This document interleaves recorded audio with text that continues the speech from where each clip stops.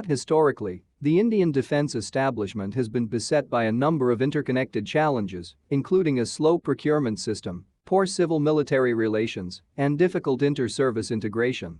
Space warfare necessitates a strong foundation of collaboration between military and civilian institutions, but if done well, it can permit tight integration, if not fusion, of military and intelligence services. As a result, India's ambitions to gain space capabilities should be properly scrutinized. The Indian Space Research Institution, ISRO, a civilian organization, has managed India's military and civilian space efforts since the 1960s. In 2019, India, on the other hand, made substantial institutional and technological progress in assembling a globally competitive space warfare capability. India's anti-satellite weapon test in March 2019 was successful. However, despite the Indian government's efforts to decrease the extent of the debris field, there were approximately 400 fragments left after the satellite was destroyed, many of which remained in low Earth orbit for some time. The test put India on par with China, Russia, and the United States in terms of anti-satellite capacity. Perhaps more importantly, in 2019, India formed two new space agencies, the Defence Space Research Organisation, DSRO, and the Defense Space Agency, DSA. The DSA is a research organization geared toward facilitating the development of civilian space technology for military purposes, whereas the DRDO performs duties to integrate space assets from the Army, Navy, and Air Force and develop a strategy. The Defense Satellite Agency, DSA, led by an Air Force commander, took over numerous existing military institutions, including the Defense Imagery Processing and Analysis Center and the Defense Satellite Control Center, and began with a staff of 200 officers from all three services. All military personnel took part in India's first combined space warfare exercise in July 2019. By focusing on exploiting communications and reconnaissance satellites to integrate intelligence and firepower across the breadth of Indian military assets, the exercise exhibited a clear awareness of the value of having access to space. Some in the Indian defense community have argued for more drastic changes, such as the establishment of a military space service similar to the Space Force of the USA. It would be easier this way to defend India's burgeoning satellite network and pave the way for coercive actions against adversary networks. Even while it is questionable whether India possesses the long-term technological and financial foundations required to establish a distinct space force, India is still well positioned to benefit from its strong relations with Russia and the United States, which are the two most developed space powers in the world. India's concerns are focused on the Indian Ocean region, where China is growing influence, as well as its Himalayan borders with China, where boundary disputes between the two countries have resulted in military clashes.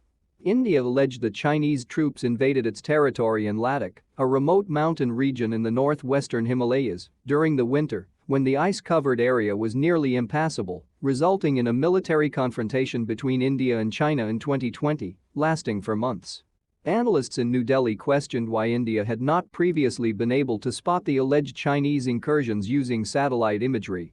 The Indian Armed Services have just lately gotten communication and reconnaissance satellites, with the first one going to the Navy, which is responsible for protecting the country's enormous coastline. The military's space assets must be improved, particularly as China develops more powerful anti-space capabilities such as cyber warfare. Experts say India has a rather straightforward satellite program. Furthermore, it has fewer satellites than countries such as China and the United States. As a result, the military would want to be able to quickly replace satellites if they were destroyed or neutralized. India has had considerable resource constraints. In recent years, the country's defense spending has lagged behind its GDP. India is a minor player in comparison to China, the United States, and Russia. According to space and defense analyst Omkar Nikam, the world is looking to India's space program since there is a strategic approach to developing space resources. Rather than investing extensively in a variety of disciplines, India has followed a bottom-up approach, with the launch segment being the first to boost the country's worldwide standing. With the recent privatization of the Indian space sector, civic, commercial, and defense initiatives will advance at a faster speed. Though everything is going well, India needs to expand its position in space applications for defense in the next years, since it is one of the sectors that need greater strategic attention. China's $8 billion space program seeks to establish a permanent space station by 2022, a lunar research facility by 2036, and a solar power satellite transmission capacity from geostationary orbit by 2050. China aspires to be a global space leader by that same year. Beijing has been testing an anti-satellite device as part of its aspirations to expand its military influence beyond Earth since 2007. Without fear of the US halting navigation services, it may independently direct missiles and bombs into predetermined targets. Prior to the establishment of the People's Liberation Army Space Force, media reports stated that China had institutionalized a separate space service, PLASSF.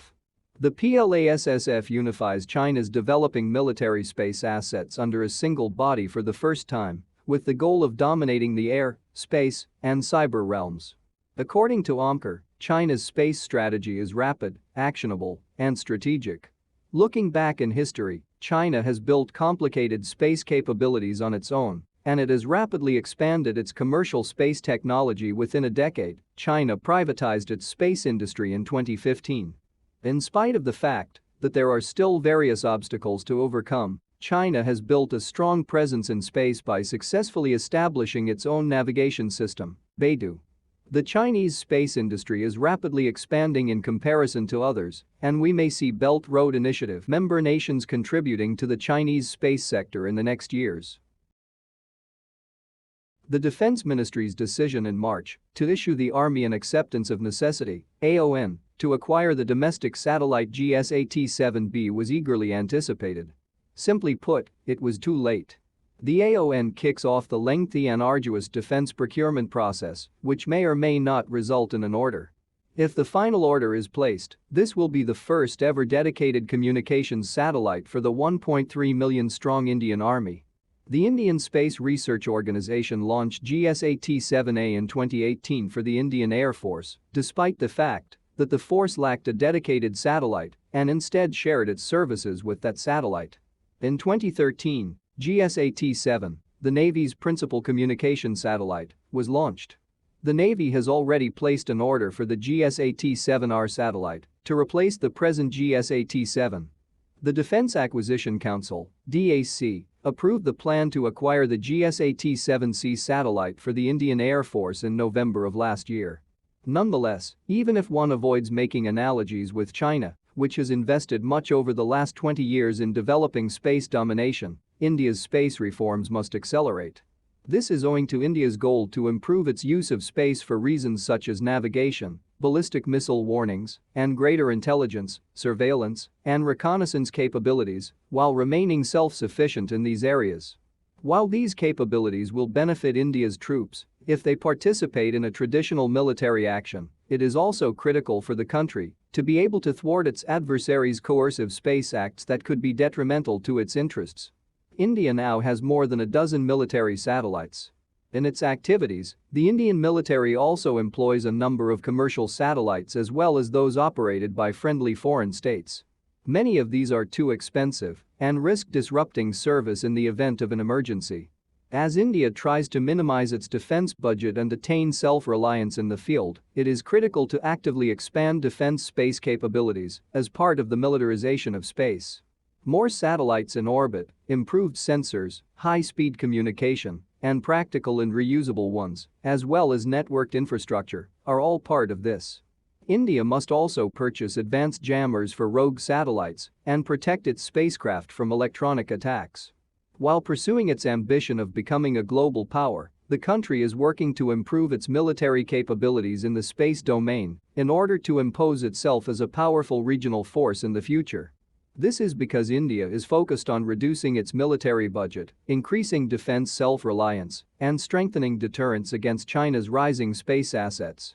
However, because space is a high-expenditure sector, any profits will be gradual, incremental, and consistent. If you like this podcast, please like and subscribe for more interesting and exciting updates from around the world. Your support is extremely valuable to us to carry on so that we can keep bringing the most important news and analyses that really matters.